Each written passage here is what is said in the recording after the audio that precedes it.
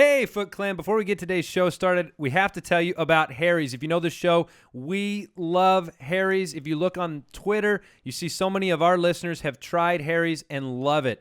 Over 1 million have made the switch to Harry's, and thousands more switch every day. And the Harry's starting set is an amazing deal. For just $15, you get a razor, moisturizing shave cream, and 3 razor blades. Now, Harry's doesn't like to give a discount because prices are already super low, but we've worked out a deal with them. Go to harrys.com, and they'll give you $5 off your first order with the promo code FOOTBALLERS. Stop overpaying for a great shave and start the year off right with Harry's. That's HARRYS.com.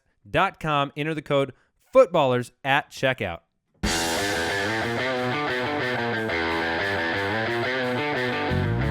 Welcome to the Fantasy Footballers Podcast with your hosts, Andy Holloway, Jason Moore, and Mike Wright. Hey, everybody. How's it going? Welcome to the show. I'm wearing my Cardinals shirt. I know. It's a sad day in Arizona. I'm twisting my way to happiness. Did you know everybody here, else fellas. out there doesn't live in Arizona, and they didn't have to kind of feel what we felt?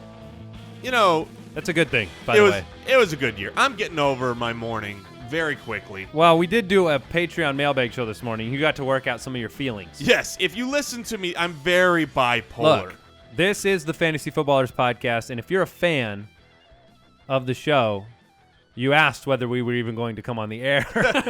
Yeah, a lot of people tweeting that they understand if we need to take the week off, and I appreciate that. Some kind listeners out there in the Foot Clan. But part of being a professional in the industry means you pull your pants back britches on. Wait, Your pants were off. my pants were off in Yeah, sadness. his pants were around his knees. Look, some people, we all mourn in different ways, and apparently I do it naked. Pantsless. We're professionals. We're going to come on the show, and we're going to use this as a vessel to whine to you, the listeners, about the Cardinals. No, it was tough. It was not our game. I believe I tweeted withstand the storm when it was 10-0, and then did not tweet again until I inferred that Arian should take Palmer back behind the woodshed and put him down. Yeah, someone on Twitter, in your silence, was asking for your well-being, whether we should check on you to see if you were still alive. For me? Yeah. Yeah, well, look, I started the game with about 15 friends and family there watching, and by 8 minutes left in the fourth quarter, I was alone on the couch. Some people were playing cards off in the corner. Some people had left. It didn't work out. Let's get your opinion on this, because I think it's a frequently asked question involving sports, whether it's your fantasy team or real life team. Would you rather be blown out like we were, or lose kind of a heartbreaking, very close game at the end? Kind of like the way the Patriots lost. I would rather lose close. I would as well. This was something that now I don't really buy into much of the rhetoric about, Carson Palmer's done. He won't overcome this mentally. I don't buy into that because I just believe that some of those turnovers were the result of being down by a bunch of points and just throwing the ball up and whatever. That being said, these type of things could hurt your franchise, hurt your perception. How did it feel? I mean, did you see Larry Fitzgerald, by the way, in the press conference? Yeah, he was crying. He was crying. Not a happy man. And from a fan perspective, when you go, which would you rather have? There was no joy watching that game from beginning to end. There was maybe 1 second before Patrick Peterson 17-7, we fumbled stopped that thing them away. But, I mean, it just wasn't enjoyable. I'd much rather enjoy the game and lose. So let me tell you what we got on the show today. We're breaking down the truth about the fantasy wide receiver position. We've been through the tight ends, quarterbacks, running backs. If you haven't listened to those shows, go back, download those shows. It's great material. It will set your brain up correctly for the offseason and for preseason and the draft time. We've also we got some mailbag we're going to cover today. I got a quick question for these guys. But first, let me tell you how you get a hold of the show. You go to the website, thefantasyfootballers.com. Check us out on Twitter, @theFFBallers. We're also on YouTube. You can watch the show, watch segments of the show, and definitely check out our fantasy football community, which will be going all off-season. This show, it's a year-round show. So we have content coming out all the time, and you can check that out at jointhefoot.com as well. So the question of the day, guys, it's simple. It's easy. Give me your Super Bowl prediction, but don't take all day, all right? Just give it to me. Okay. Just give me the good stuff. All right, here it is. With the Broncos defense being truly world-class, I would say historically good, I don't think Carolina is going to get away with what they get away with. They will win the game because they have an offense and the Broncos do not, but I see it as a low-scoring affair. I'm very confused at who's winning the game.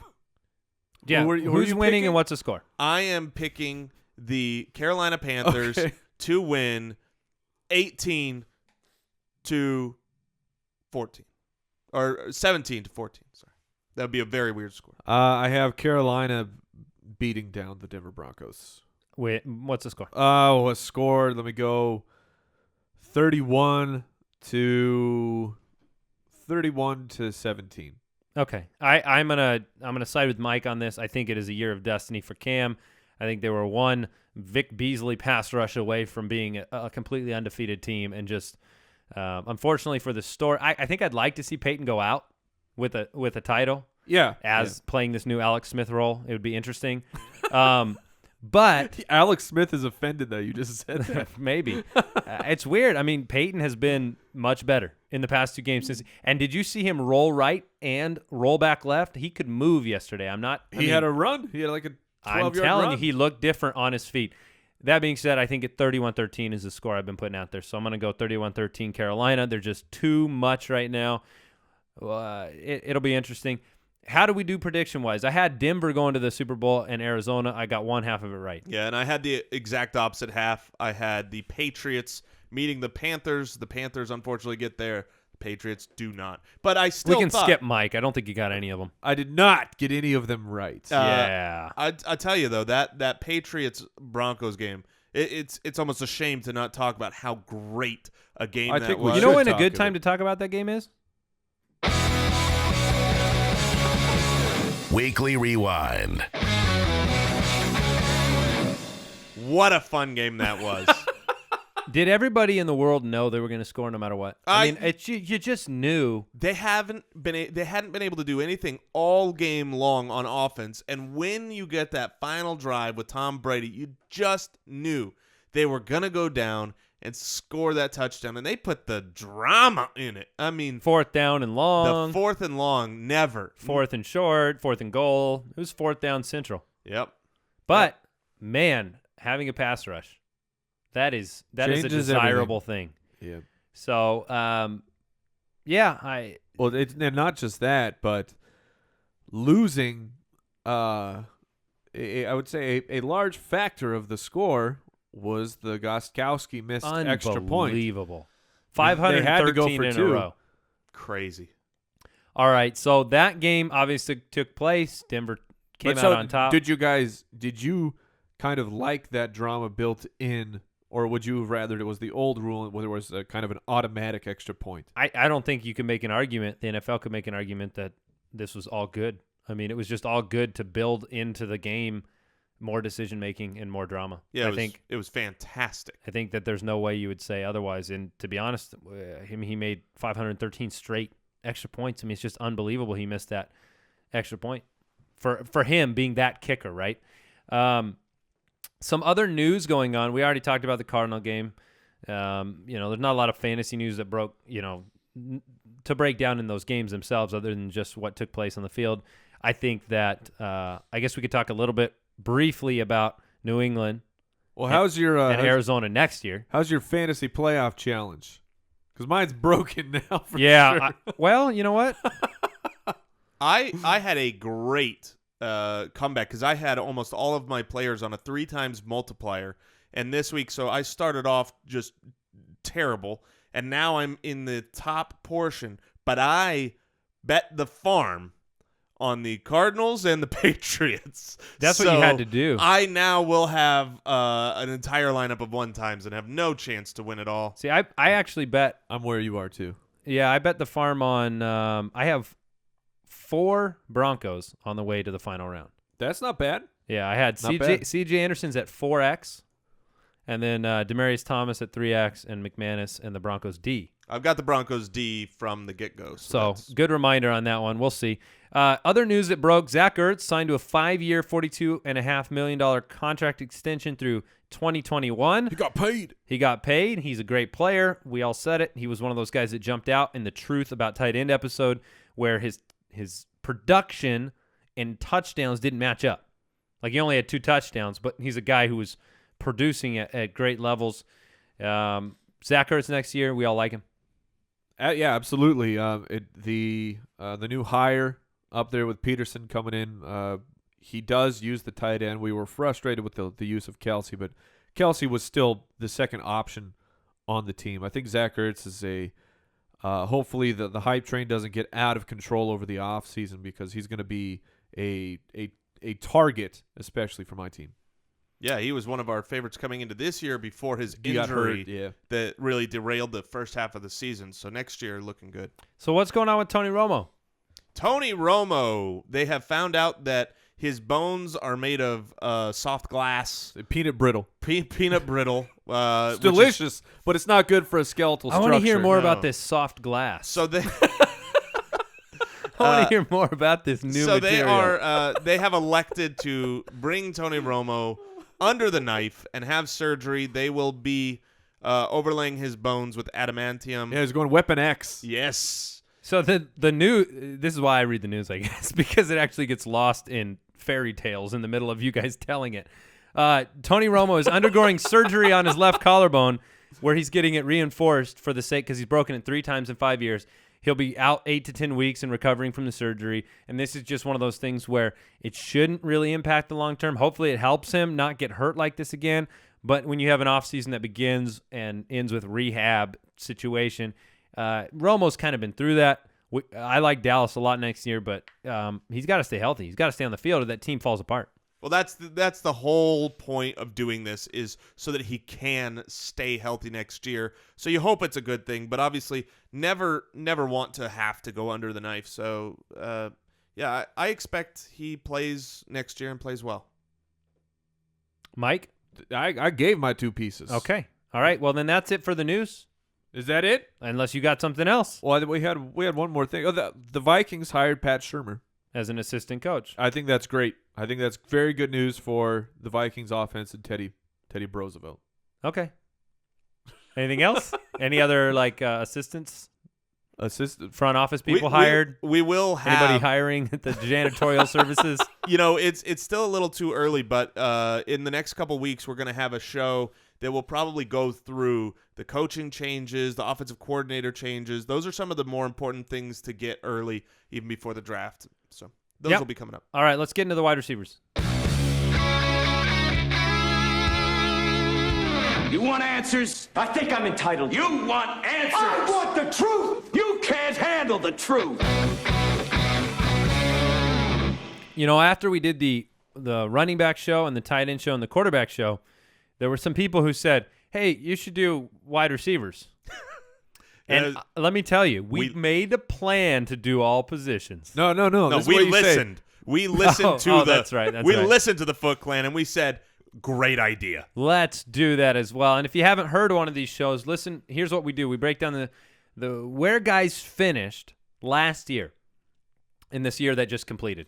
And we break down the numbers behind the numbers. Are these guys, were they plug-and-play options? Were they somebody who had kind of anomalous statistics that didn't help you as much as you thought they could help you? Were they fraudulent? Yeah, were they fraudulent? What's the truth, Mike? Exactly. And I will say that we have heard the requests. They're out there on the social media. People want this information posted. We're still trying to figure all that out in the best way to present it to people, so it's not just the googly garbage that we read. Yeah, if you looked at how we look at it, you would not enjoy it. But yeah, it's a good point, and we'll make an effort to do that. So a couple of the things that we look at is we look at how did these guys perform against top 16 or bottom 16 defenses against that position, and we also look at how consistent they were.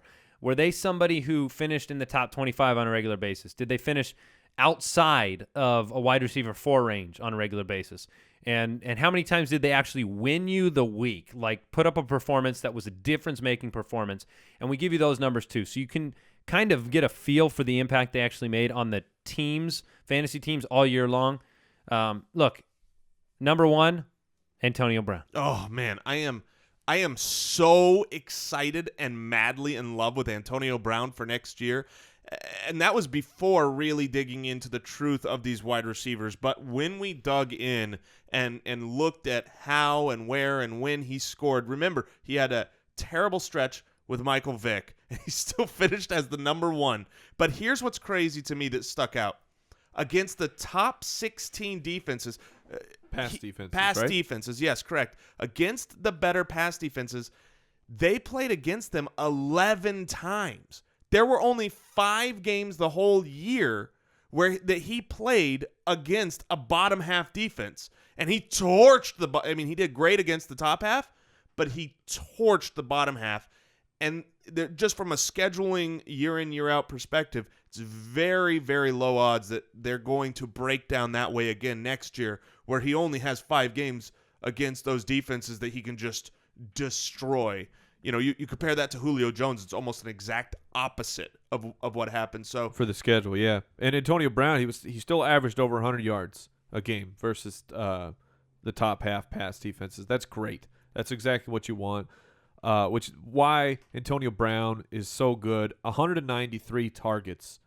Those reception numbers I think are wrong that you have down Are there. they? Yeah, I'm pretty sure those numbers are wrong. All right, well, we will vet them then very quickly. Oh, he was at 136. Yeah. So maybe did he finish with the exact same as yep, Julio? Julio Oh, okay. and Antonio Brown So the both last finished week of with the season. 136 receptions exactly. So Okay. My Antonio fault on Brown, over 1,800 yards, 10 touchdowns. And he was very consistent. He's almost always a top 25 guy. 10 times out of his 16 games. Right, and then 7 of those he was a top 5 guy, and then there was only twice he was a pants-pooping machine because Michael Vick cannot play quarterback in the NFL anymore. So you kind of have to throw those 2 games out. There's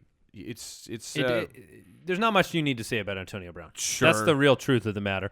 You reinforce things that our eyeballs and the stats and the fantasy stats have said for years. Antonio Brown's number 1. He goes into next year's number 1. You get some consistency from the quarterback position for Big Ben. He could break every record in the book. Yeah, I mean, the potential for that is there. The one downside of Antonio Brown is the not seeming to be a quarterback-proof type of wide receiver. Like DeAndre Hopkins, who was great all year, which we'll talk about him. I mean, he had a revolving door of quarterbacks coming in, and he still would have production.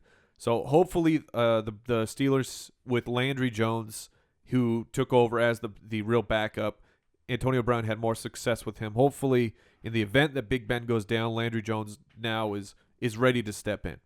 All right, so Julio Jones finished second on this list. He had 203 targets. He had the same amount of receptions as Antonio Brown with 136. He had 1,871 yards and ended up with 8 touchdowns. From a consistency standpoint, he was 6th in the wide receiver rankings. He had 10 top 25 performances, 5 in the top 5, and 1 pants-pooping game. Like Jason alluded to, Jones had actually a lot more matchups with the bottom 16 defenses, 12 of his 16 games. That being said, he performed even better against the top-performing defenses. Yeah, he actually scored more on a per-game basis against those top half defenses. So it's not one of those worries going into next year, because when you have a guy like a Julio or an Antonio Brown, they're going to perform against good defenses. You don't need to worry about strength of schedule. Let me ask you guys this. Dynasty League, Julio or Antonio Brown? Antonio Brown. Ooh. Yeah, I'm gonna go Antonio Brown. I see Antonio Brown as the type, the work ethic of the type of receiver that was, the Jerry Rice type. Runs great routes, can play a little bit later in age. Both are great options. They're only a year apart in age anyways. Well, and Julio Jones, I mean, we've already had several health problems with Julio and his foot. Speaking just specifically to Dynasty, I'm not worried about that going into next year, but just saying the longevity, I'd go with Brown.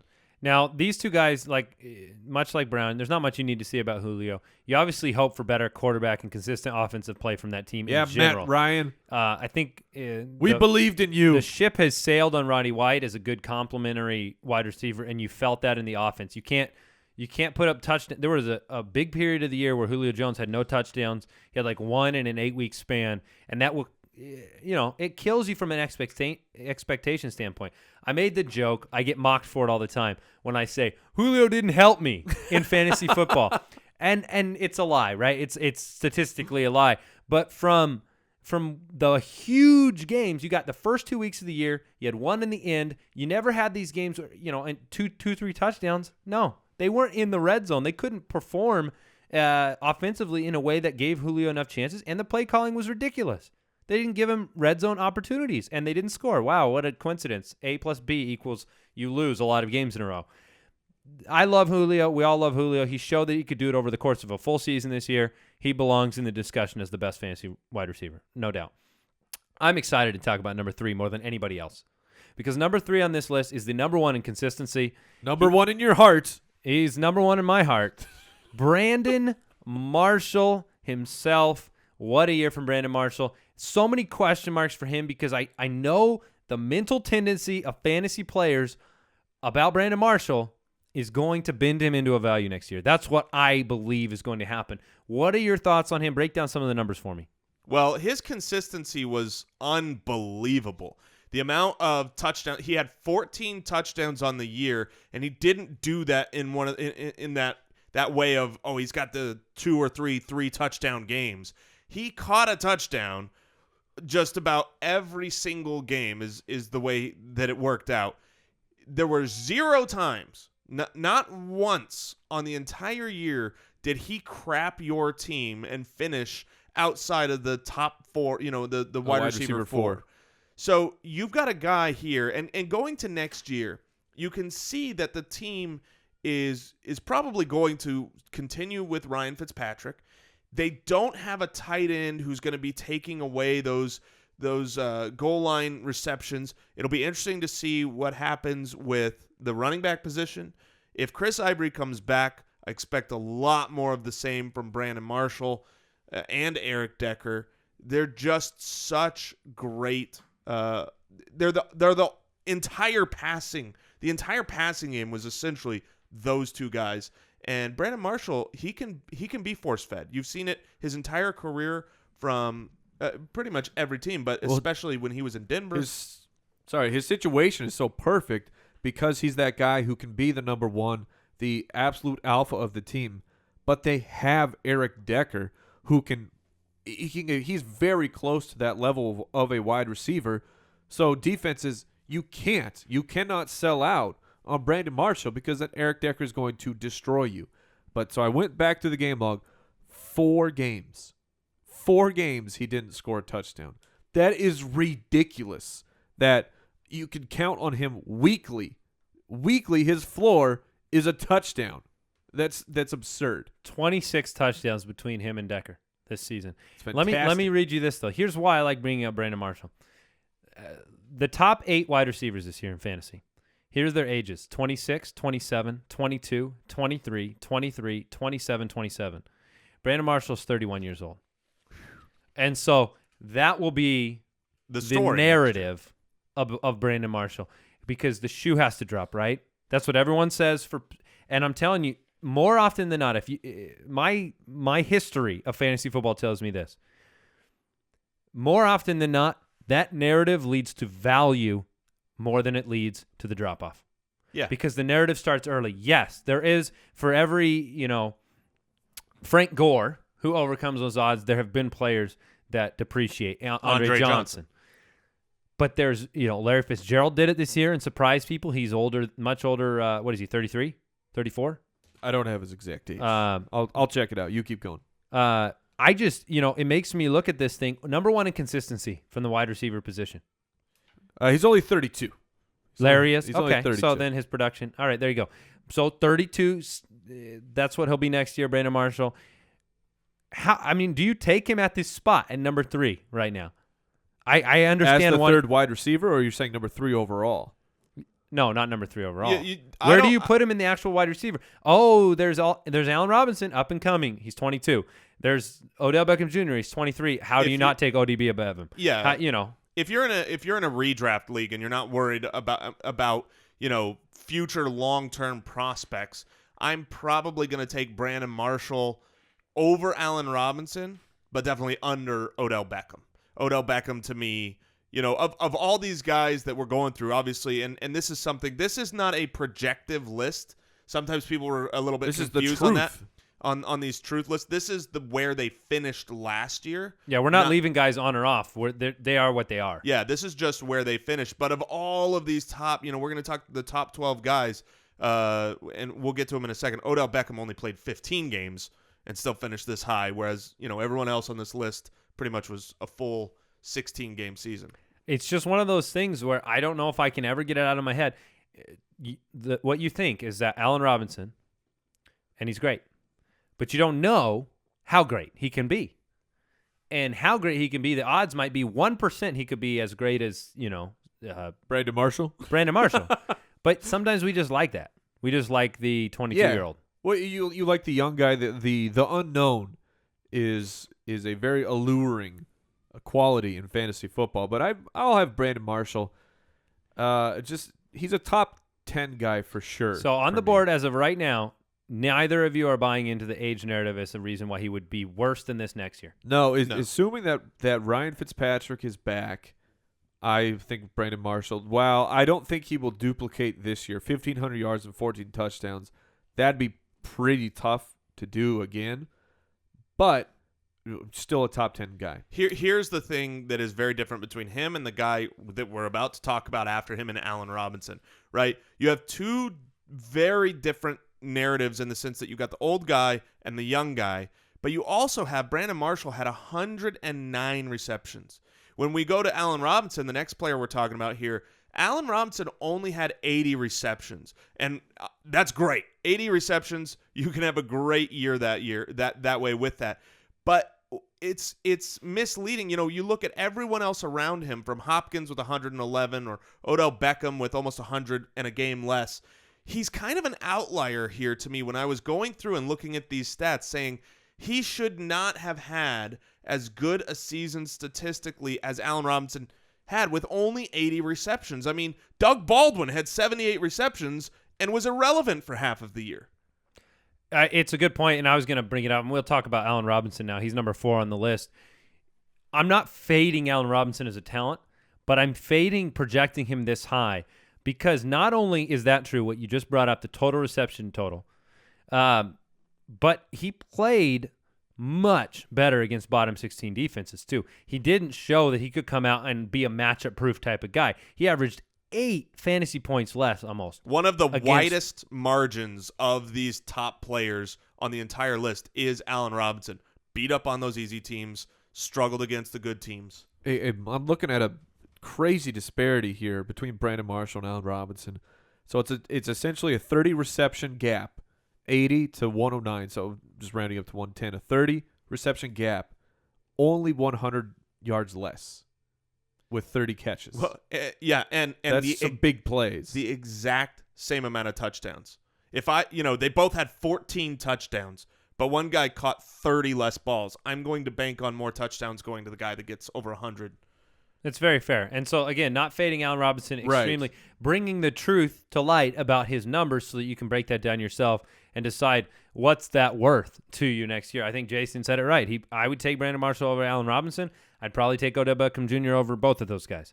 And so, Robinson was the third most consistent. 12 performances in the top 25. I think that surprised people this year, certainly. Robinson was kind of the banner guy for our preseason draft preview shows, where he was one of the guys that we just loved.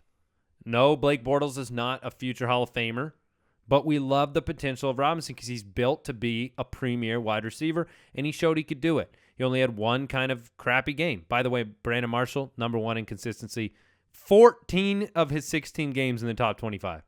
That's just bananas. That's not too bad. All right, let's move on then. Odell Beckham Jr., number 5. I tried to shortcut when I tried to figure his age out. By the way, he's 23.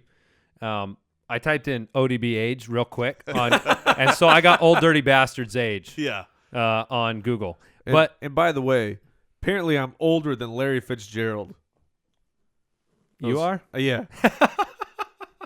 That just makes you feel kind of bad about the success rate of your life. Your well, trajectory sorry, buddy. is going upward, though. You've got a lot of years Yeah, left you're in your turning up. industry. I'm just getting going. So Odell Beckham Jr. funny. Odell Beckham Jr. so incredibly young, so incredibly talented. You know, so What is- young. I feel like these are pot shots at me. yes, he's far One of the handsomer youngest than players you. he's ever seen play. I have never. Yeah, He's But- 16 years old. Odell Beckham Jr. is 16. Odell Just got his license.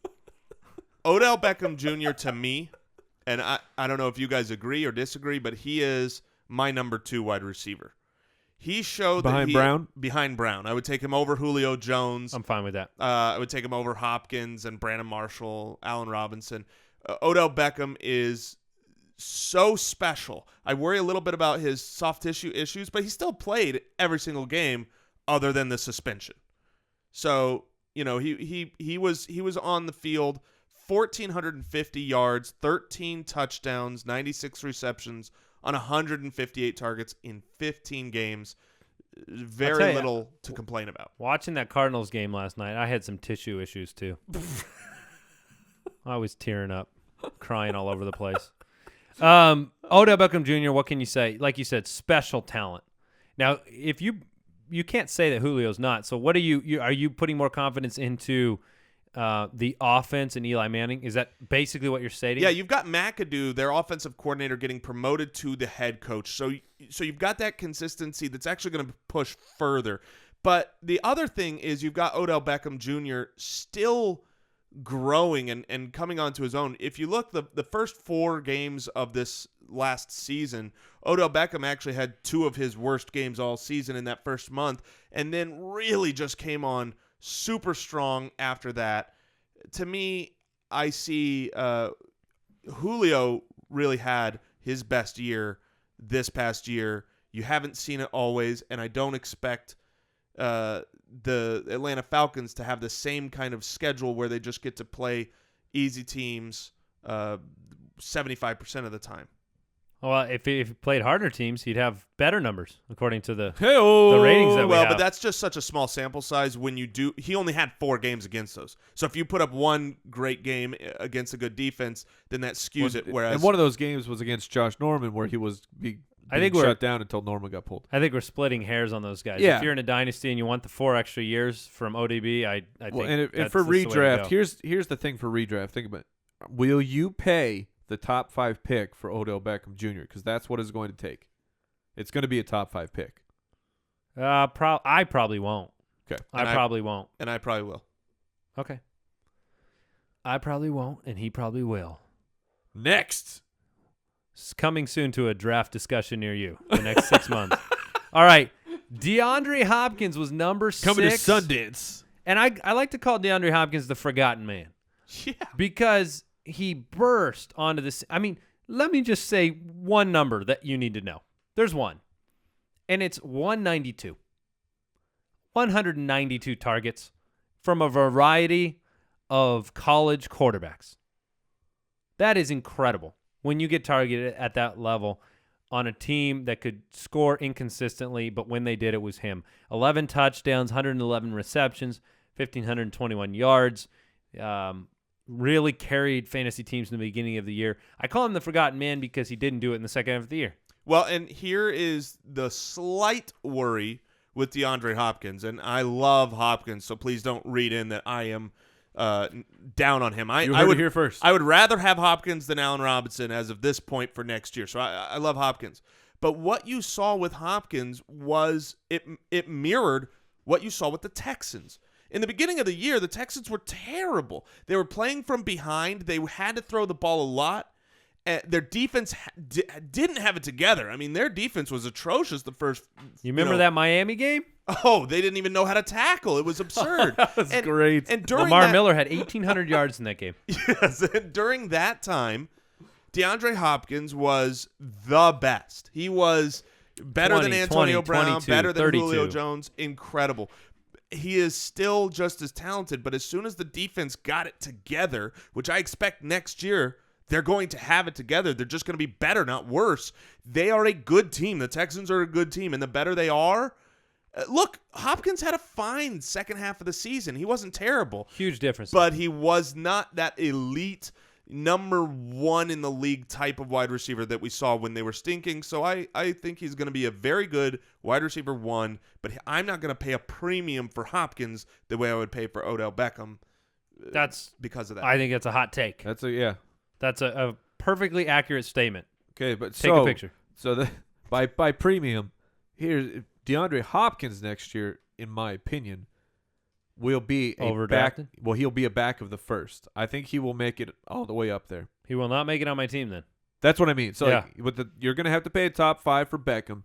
I think you'll have to pay a first round or at least the swing pick of the second to get Hopkins on your team. Yeah, Jason hit everything perfecly on point there. When you're a Which team we that need plays, to write this down. Well, I made that joke already, so good. We're piling on Spud Webb here.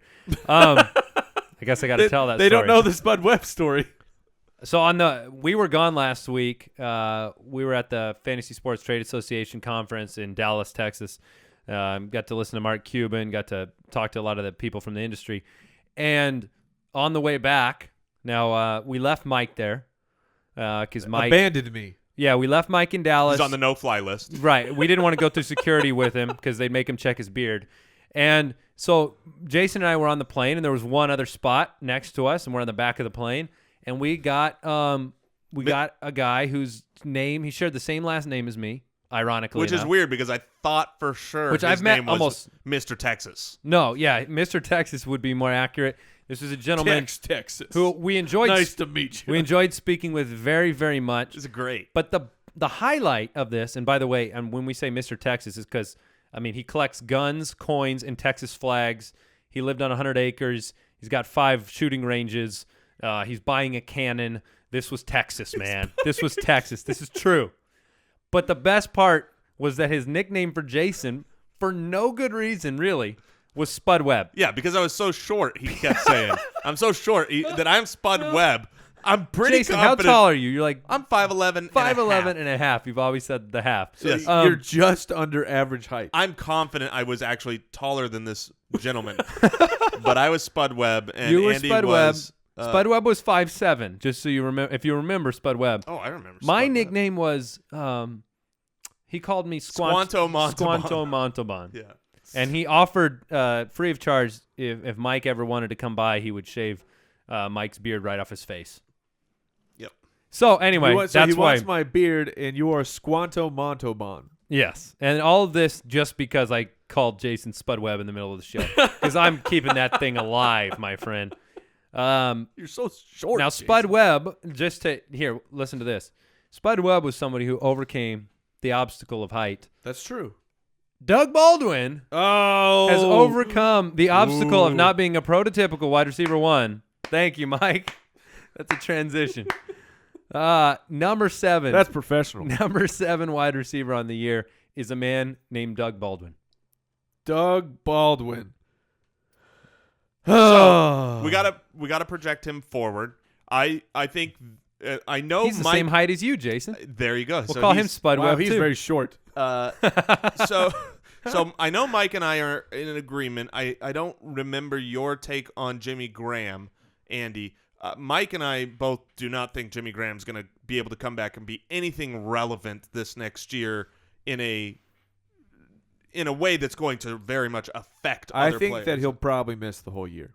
Yeah, so for me, with that being considered, Doug Baldwin has such a great repertoire going right now with Russell Wilson. I believe rapport. The word is rapport. Yes, it is. Not repertoire.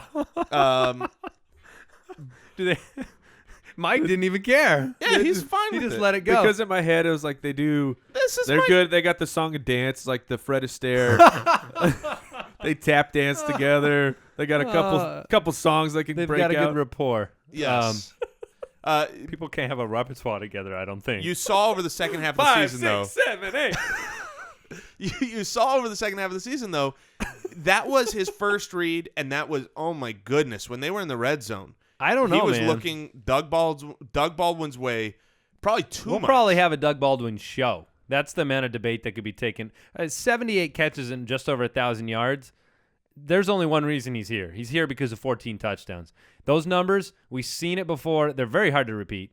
He's not a prototypical end zone receiver. I don't project Doug Baldwin in the Right. top as a wide receiver 1 at all next year. But how about this take? I think the Seahawks offense is transitioning. I don't think Marshawn Lynch will be there. Thomas Rawls will be the guy. But they'll run it through Russell Wilson's arm. And Russell Wilson will be the guy. You know how they have when they have the Monday Night Football promos, they put the guy in the front. That's the superstar of the team. It's now Russell Wilson. Doug Baldwin erupted. You know who else was great? Now down the stretch, Tyler Lockett. That guy is coming, and he is good. He is fast, and he is a highly skilled wide receiver. You take those in with the mindset of we don't have beast mode anymore. Thomas Rawls is great. I think he's going to be an RB1 next year, but I think this is Russell Wilson's team. Like you said, the offense will go through. You saw Russell. it after their bye, their Week 9 bye. They come out hot and heavy in Week 10, and so here are the best. Yeah, if you pull the touchdowns off, but you keep the game planning going, his numbers could go up on the receptions and yardage and down on the touchdowns. Exactly, because once they came out of that bye, they really were Russell Wilson's team, and you saw that he is Russell Wilson's number 1 target. And so let me tell you, from Week 10 on, from a fantasy football perspective, here are the top wide receivers for that second half of the year. Brandon Marshall, number 1. Antonio Brown, number 2. Allen Robinson, number 3. Sammy Watkins. So Odell Beckham, and I'm subtracting one off of all these guys because number 1 was actually Doug Baldwin ahead of all of those guys for the entire second half of the year. Doug Baldwin. So is he a top 10 wide receiver next year? I don't think he's going to be drafted that way. No, but how does he finish? How do you project him? I think he finishes as a wide receiver, as a back end wide receiver 1. I see him in that 10 to 12 range finish, and I think you're going to be able to get him at a better value than that. Maybe. I would only draft him in the 2 area. I'm not comfortable doing as that. a 2. Yeah. Yes, me too. I agree. I would draft him as a 2. I'm not going to over under 4th round for Doug Baldwin. For where you would draft him and where do you see him being drafted in most redrafts? He'll get drafted higher than that. I was going to almost say everything. I would love to take him in the 4th round. Sure. I think he'll probably go higher, and I would probably be willing to take him in the 3rd. That's a hot take. That's hot, Doug Baldwin. It's super early. There are so many variables that need to work themselves out. It's kind of it's nuts to look at his first and second half of the season. He had 6 straight weeks in the first half of the season where he had 3 or less catches in each game, and then the bye week hit, and they were a different team. And obviously, you can't count on. I mean, you do those numbers: 1, 4, 6, 9, 12 touchdowns in the second half of the year. That is unbelievable. Doug Baldwin. That's a 24 touchdown pace. Next year, Now, 24 touchdowns. This is way too early, but here are guys that I think are going to be drafted ahead of Doug Baldwin, who I would not. I think you might see Fitz. That you would not. I would not. Okay. Fitz, T.Y. Hilton, Jarvis Landry, Martavis Bryant, Kelvin Benjamin, Amari Cooper. All of those guys, I think, are going to go in drafts ahead of Doug Baldwin, and I think Doug Baldwin finishes the year ahead of them. Sure. Speculative. It is hard to repeat touchdowns when you're not prototypically built for it. It's hard even when you are. I mean, Jordy Nelson in 2011 came out. He went from 2 to 15. Yeah. And the world was on fire. He was going as high as you could be. The next year he came out and he had 7. It wasn't a bad year. It's just really hard to do. Lockett, I don't see any talent reason why Lockett couldn't completely inverse the trend. You know, where Lockett's the better guy next year. That's the problem. You're going to draft Doug Baldwin, and maybe you should because he's the one looked at. But Lockett, why couldn't Lockett do the same thing? Absolutely, and that's why I think a myriad of combinations is why I think Doug Baldwin's going to go very low. I think you can get him in the 4th. And maybe I'm gonna pay the piper on him too. I mean, it could happen. Those are some insane numbers in the second half. It's kind of like trading the stock when it's as high as it could possibly be. You just don't have trying to buy the stock when it's at the very peak.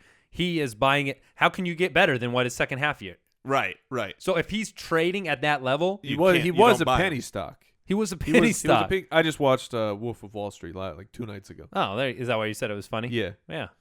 All right. So AJ Green is number 8. He was the guy when we were putting these numbers together that had the most surprising statistic to me of everybody, which was his consistency rating.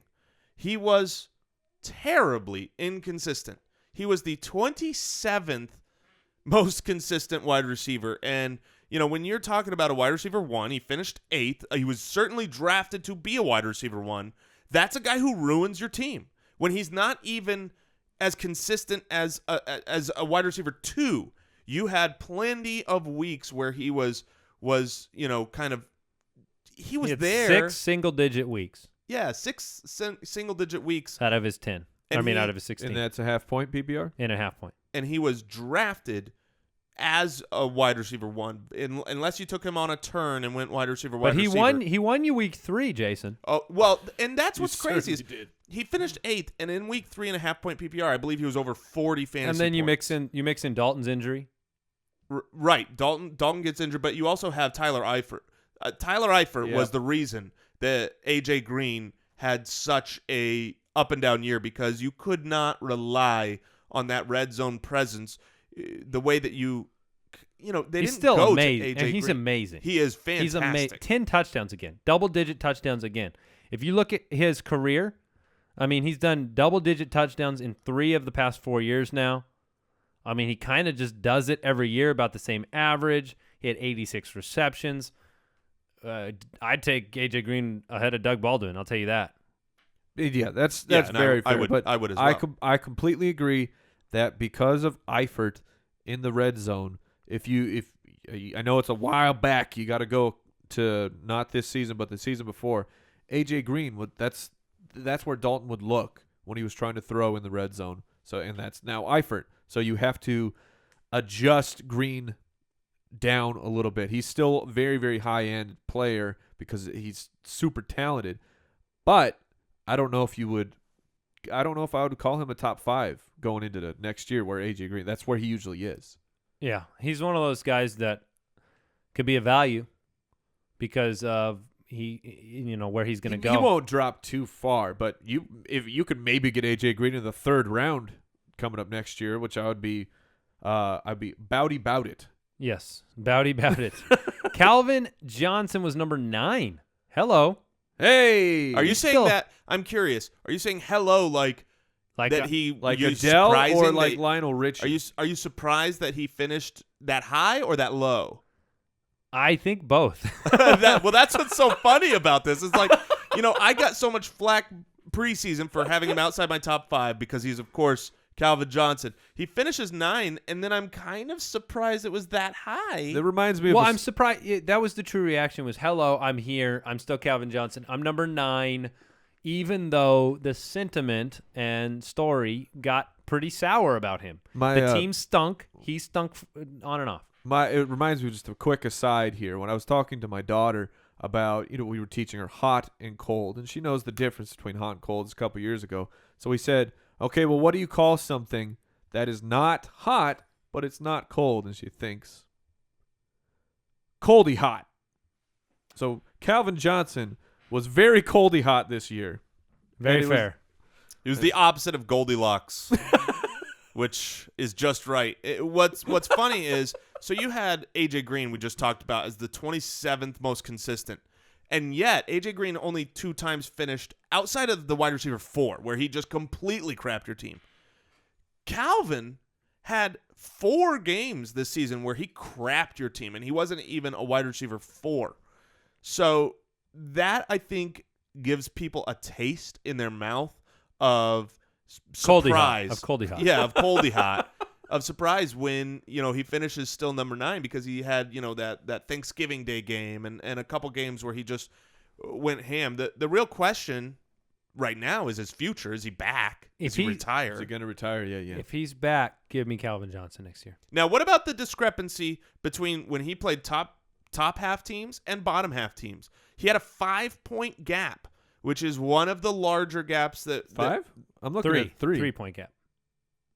15 minus 12. Are we looking at the same 15 numbers? minus 12. Oh, yeah, you are correct. Jason, 3-point gap. taking care of English And mathematics. Small-time mathematics. Nice repertoire you got. Thank you.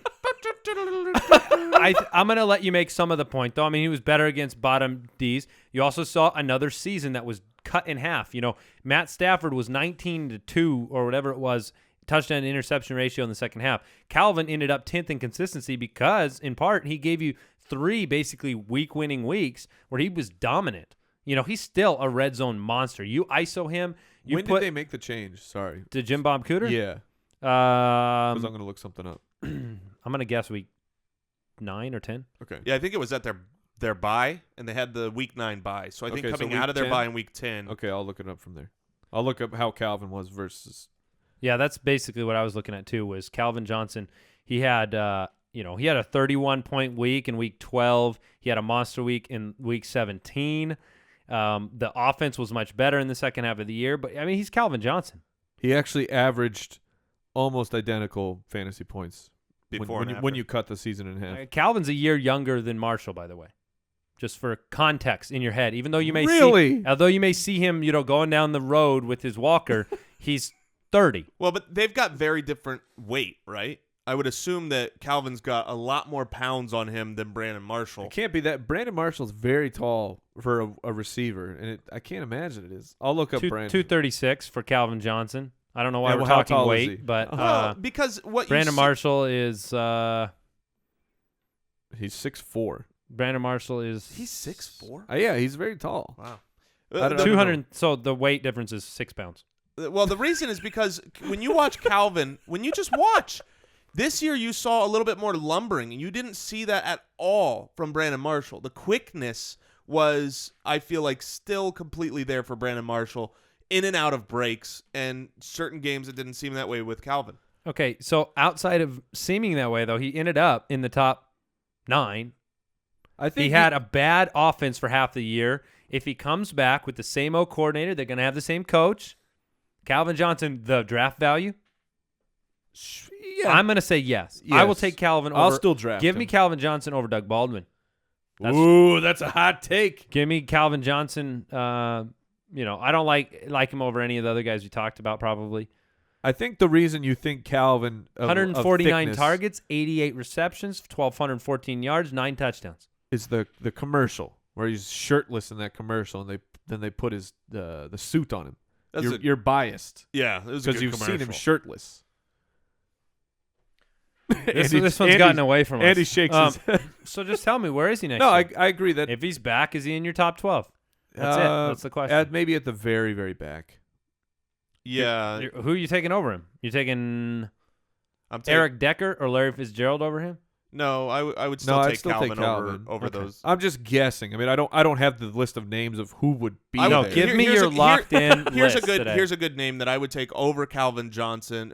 Mike Evans. I would take Mike Evans over Calvin Johnson next year, and they're probably going to go around the same spot. And that's probably a good time to remind people that this is not our top 12. This is the top 12 finishers at the wide receiver precision last year that we are breaking down.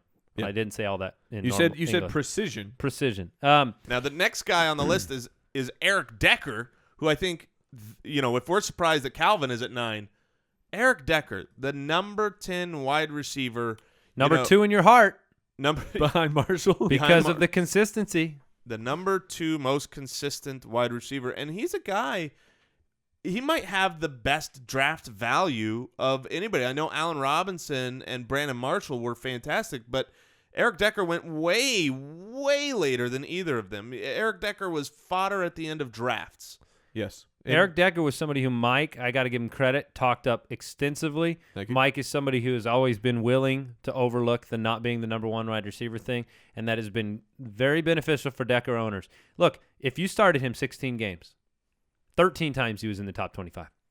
Now, the thing about Decker is he better be your 2. Yes. because he gave you 0 top 5 games. He was never somebody who gave you more than 1 touchdown in the course of the year. I don't think he had any multi-touchdown games. Nope. Someone confirm that. I don't think he did. That's correct. He had 3 games without a touchdown. 1 game that he also missed. you never went to Twitter after playing him and said Eric Decker just killed my team this week. No, he never did. Not even one time. Well, he killed you with kindness. It was just it was a lower score, but he was so solid and reliable. And 12 touchdowns. And when weekly fantasy scores fluctuate up and down, I mean, having a guy like Eric Decker on your team is a huge advantage. Looking forward to next year, I think Eric Decker will be drafted where Brandon Marshall was last year. He's going to be a 4th, 5th round pick. He won't be tossed aside to the back of the draft. He'll be up near the top, but he will still get he won't get the same respect as these other guys, despite finishing as a wide receiver 1. So top 16 defenses, he played them 6 times. Bottom 16 defenses, he played them 9 times. He played a little bit better against bottom defenses. About a point. There's really nothing about his statistics that made you feel like you were bouncing up and down on a scale. It was just solid, like just consistent, solid performance. Eric Decker was the guy. Really, nothing else to say other than the fact that, look, when you're consistent and you're not flashy, you can end up in a top 10 in fantasy football. Well, 12 touchdowns will certainly do that. And even if his touchdowns go down for next year, he's a guy that I will still be targeting Eric Decker, assuming that Fitzpatrick and Marshall are both back. Yeah, I mean, if he stays healthy, 75 to 80 catches, 1,000 yards, and 8 to 10 touchdowns should be automatic. Yep, and that's great. That's great stuff. All right, Larry Fitzgerald and Brandin Cooks round out our top 12. Those are the guys we're going to finish up talking about today on the show. On Wednesday, we're going to go through some more wide receiver names. We're going to talk about guys like Mike Evans, throw some other names out there, give you where they finish, where we project them forward.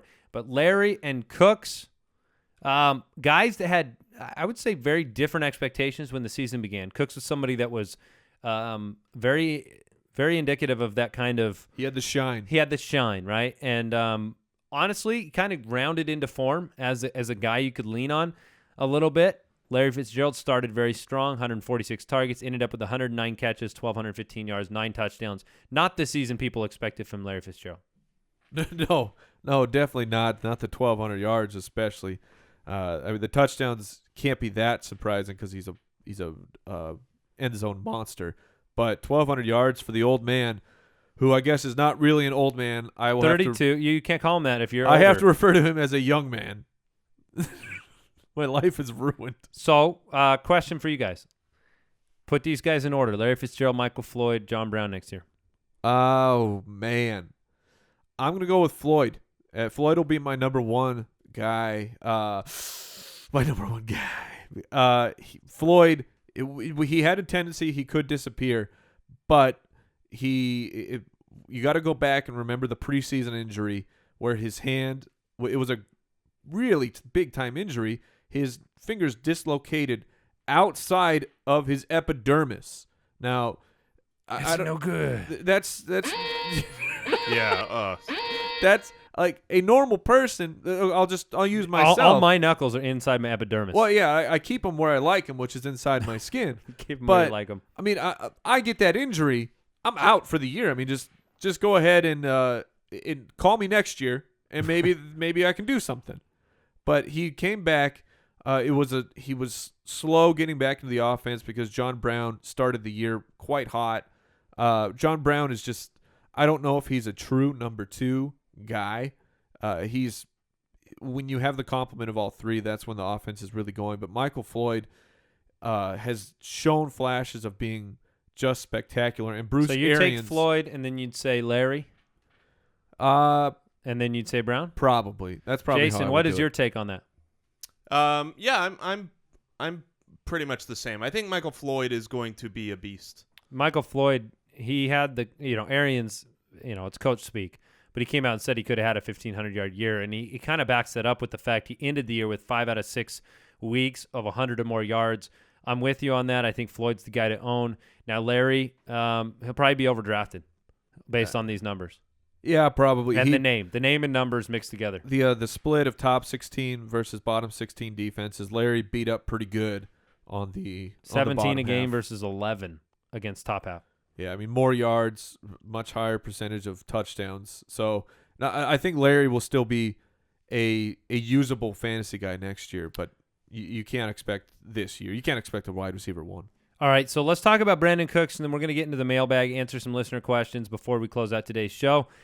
Brandin Cooks, he's somebody who's not built like a number one, He's like typically. He's like John Brown to me. He's like John Brown. Deshaun Jackson's another guy that you could compare. So just because you're not built that way doesn't mean you can't put up those kind of numbers, obviously.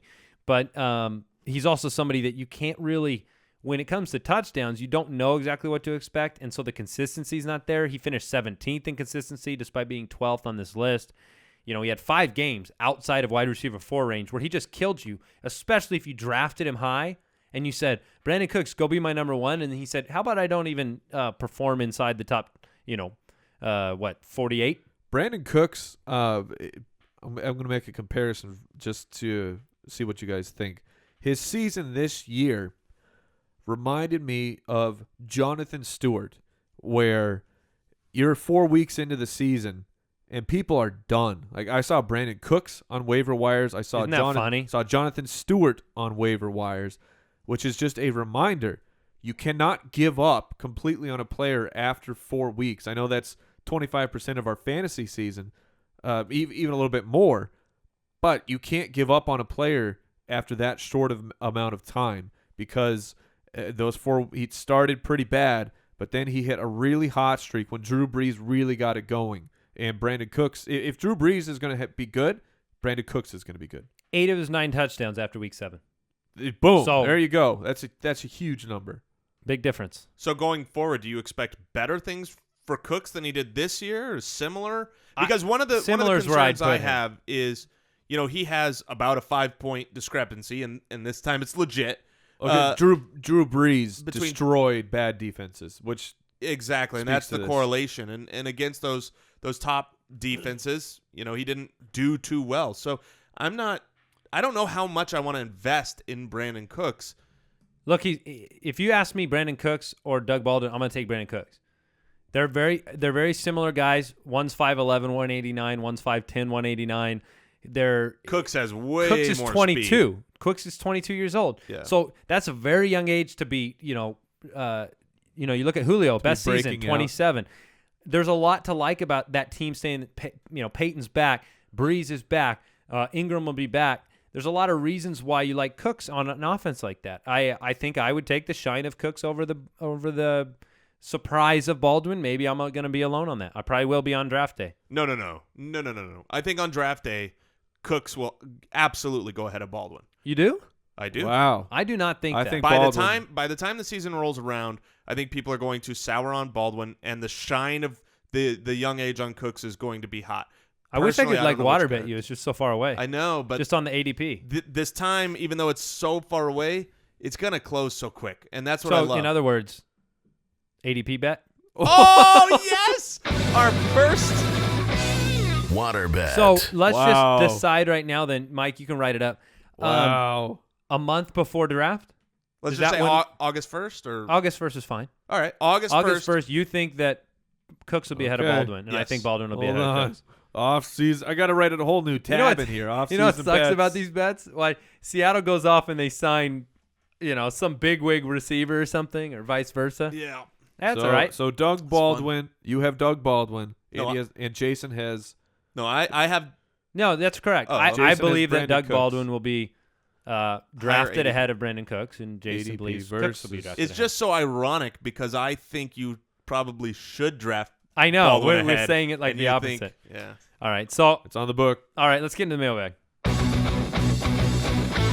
Mailbag. All righty, let's go ahead and talk to Josh in Brisbane, Australia. Bonjour.